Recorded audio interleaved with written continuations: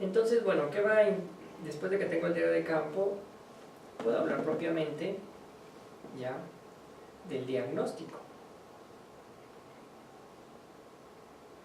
O sea, un diagnóstico implicará haber tomado en un primer momento, primero haber tenido un buen diseño de la investigación que me permita identificar al final de la investigación esa información que yo estoy planteando obtener desde un inicio, es decir, no solamente qué quiero investigar, sino cómo, que es muy importante, y eso implica el método. Definir con claridad que yo llegué al final de la investigación y que el diagnóstico, de alguna manera, es un resultado de esa investigación.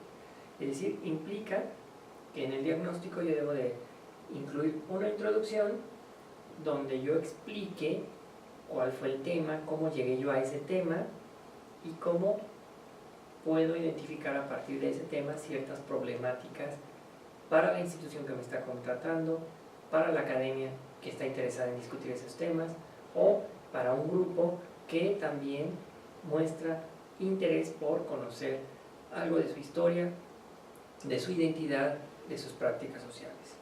Y aquí yo tendré que incluir cómo se hizo la investigación, o sea, la planeación, por interés de quién surge, quién financia, las técnicas de investigación, si voy a usar una mezcla de las dos técnicas y de los dos enfoques, de métodos cuantitativos y métodos cualitativos, aquí tiene que estar explicitado.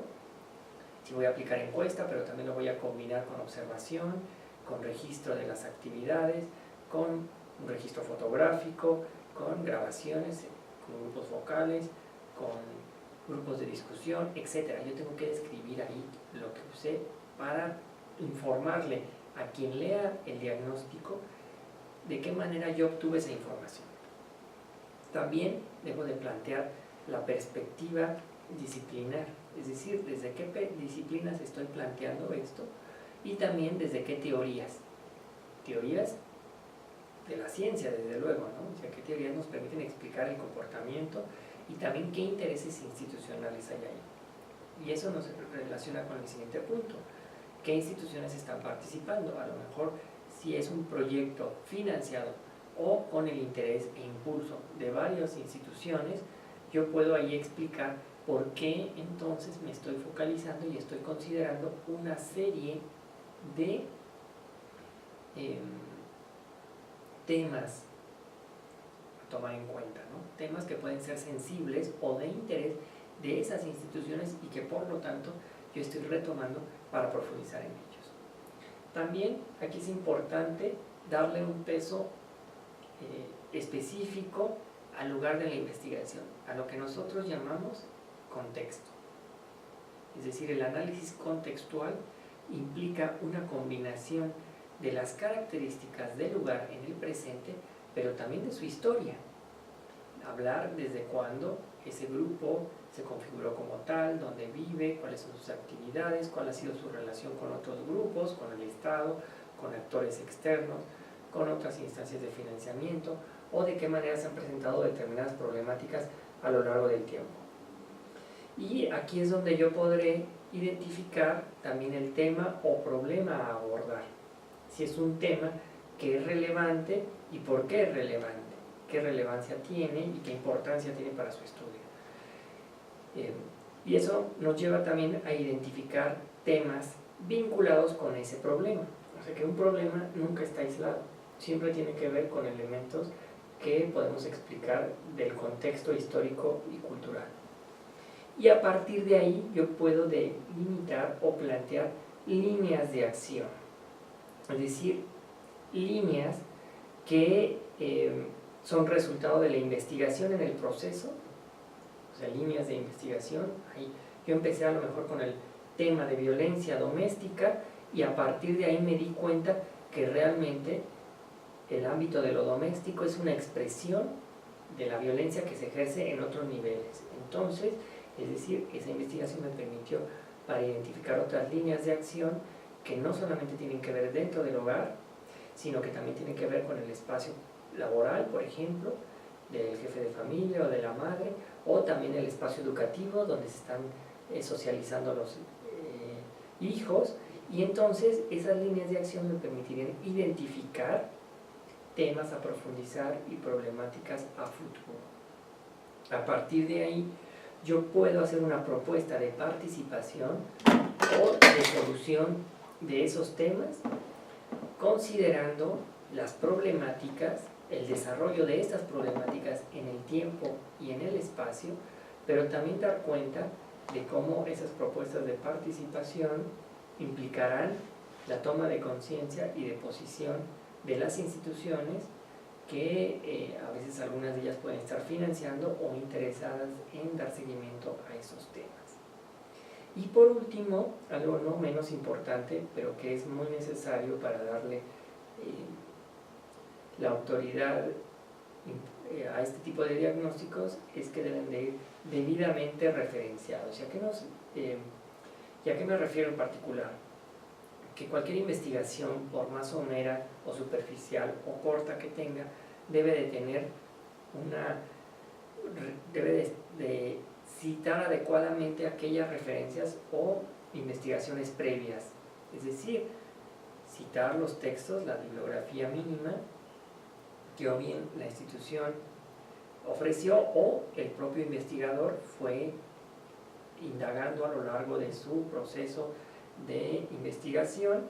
También puede incluir los nombres de aquellas personas que sirvieron para identificar con mayor precisión una problemática o un tema de interés, los documentos que pueden ser citados también como ejemplos o como guías base para el desarrollo de esa investigación, o otro tipo de fuentes, ¿no?, que también son importantes para tomar en cuenta. Entonces, bueno, vemos que el diagnóstico, por lo tanto, ya va a ser el resultado, es, en términos mucho más claros, una consecuencia de un proceso adecuado de planeación, y que por lo tanto, un buen diagnóstico, más allá de los datos, gran parte de su importancia radica en que explicita de manera clara, contundente, las formas en que se recabó esa información y a qué intereses estaba respondiendo. Entonces, podemos ir cerrando las conclusiones. El diagnóstico, por lo tanto, incorpora dos dimensiones de análisis muy importantes. Por un lado, la investigación cuantitativa. Nosotros siempre tenemos que hacer un análisis de las fuentes oficiales, revisamos qué dice el INEGI, qué dice COESPO, qué dice la Encuesta Nacional de Violencia, es decir, qué dicen las fuentes que nos interesan cuantitativas respecto a ese tema. Y a partir de eso, nosotros vamos también a incorporar y a relacionarlo con los datos cualitativos. Juntar esas metodologías totalizantes del método cuantitativo con las del método etnográfico, que son cualitativas, es decir, complementar. Esto implica un análisis, como ya dijimos, a partir de conceptos. O sea, los problemas están referidos a conceptos, y los conceptos siempre hacen referencia, a su vez, dentro de la ciencia y de cualquier ciencia social, a temas y a discusiones disciplinares. Entonces nosotros tenemos que recurrir a cómo lo han discutido esas disciplinas que nos interesan y con cuáles han tenido avances, o desde qué ángulos de la ciencia han mirado y han observado y han estudiado esas problemáticas. Entonces, bueno, eso implicaría un análisis mucho más completo. Y también un buen diagnóstico, por lo general siempre, o la elaboración de un diagnóstico, siempre es resultado de un tema de interés relevante, ¿no? Y es decir, esos temas de interés relevante, por lo general, se obtienen de un examen mucho más a conciencia y a profundidad de una descripción etnográfica, la descripción que nos permite ver cómo hay aspectos que la gente está recibiendo, está aceptando, pero no está incorporando en su vida cotidiana. Y eso solamente nos lo da este tipo de diagnósticos, que implica un trabajo de campo exhaustivo, minucioso, profundo durante largas temporadas. Ahora bien, el trabajo de campo requiere ciertas condiciones para que sea exitoso y por lo tanto para que tengamos un diagnóstico que pueda reflejar la complejidad y la profundidad del tema de interés. Primero, la actitud científica que debe de tener quien va a investigar a ese grupo, a esa problemática, sobre todo cuando se trata de situaciones de violencia, de exclusión, de discriminación con perspectiva de género. Debemos de ser muy sensibles y mucho más cautos a la hora de observar, porque podemos reificar ciertos prejuicios que existen, la idea de que solo las mujeres son violentadas o que solo se da la violencia en un sentido, y nosotros tendríamos que ser mucho más claros para estar abiertos a observar cuáles son los otros ámbitos de manifestación de la violencia, no solo de la violencia física, sino también de otras formas de expresión de la violencia y de la exclusión. Entonces, eso implica en un primer momento respetar para comprender. Si nosotros llegamos considerando que hay culpables de entrada, pues no podemos ni siquiera estar claros de que esas personas tienen una posición y una explicación para quizás mantener esa postura. Entonces, respetar para comprender. El segundo aspecto es que debe de haber un objetivo científico, y este objetivo científico implica y está atravesado también por el financiamiento que lleva a cabo muchas de las instituciones públicas y privadas, porque tienen que ver con que esos datos puedan ser comprobables, y ese objetivo científico no solamente que haga alusión a una discusión, a un tema, a una problemática que es relevante en lo social, en lo político, en lo económico, sino también que sea una discusión que esté referida a algunas de las disciplinas de las ciencias sociales y de las humanidades. También implica un diagnóstico con estas características, algo que es ineludible, el vivir con la gente, el convivir con ellos. Veíamos que la mayor parte de las descripciones implican que la gente, los investigadores, sobre todo de corte etnográfico, necesitan vivir con la gente. No es voy a hacer una entrevista y regreso, o solamente voy los fines de semana, o voy un rato por las tardes. Eso no es hacer, digamos, etnografía. Eso es hacer una visita nada más. Para construir una verdadera etnografía, eso implica estancias mucho más prolongadas. Y eso implica vivir con la gente, es decir, que el investigador se tiene que adaptar a las condiciones que tenga la gente de sus formas de vida, sus dietas, su horario, sus actividades y sus costumbres.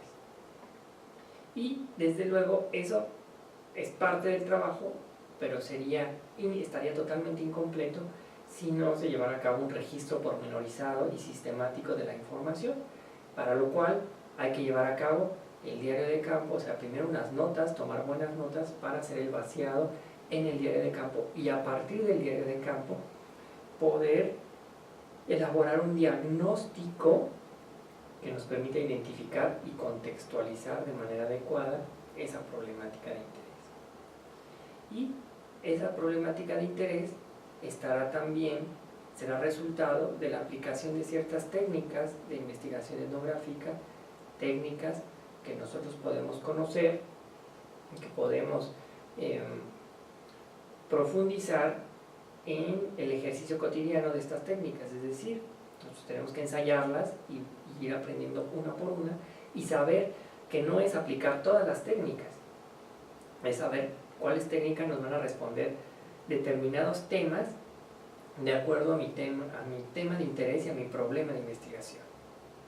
Teniendo esto en cuenta, por lo tanto, las técnicas de investigación etnográfica se seleccionarán con mayor cuidado y en relación a complementarlas con otras técnicas cuantitativas, como puede ser una encuesta por sondeo, o a lo mejor un grupo focal, o también algunos talleres, o quizás algún tipo de encuesta rápida, un levantamiento, quizás a un determinado perfil de actores que nos interesa conocer su punto de vista en relación a una problemática más profunda.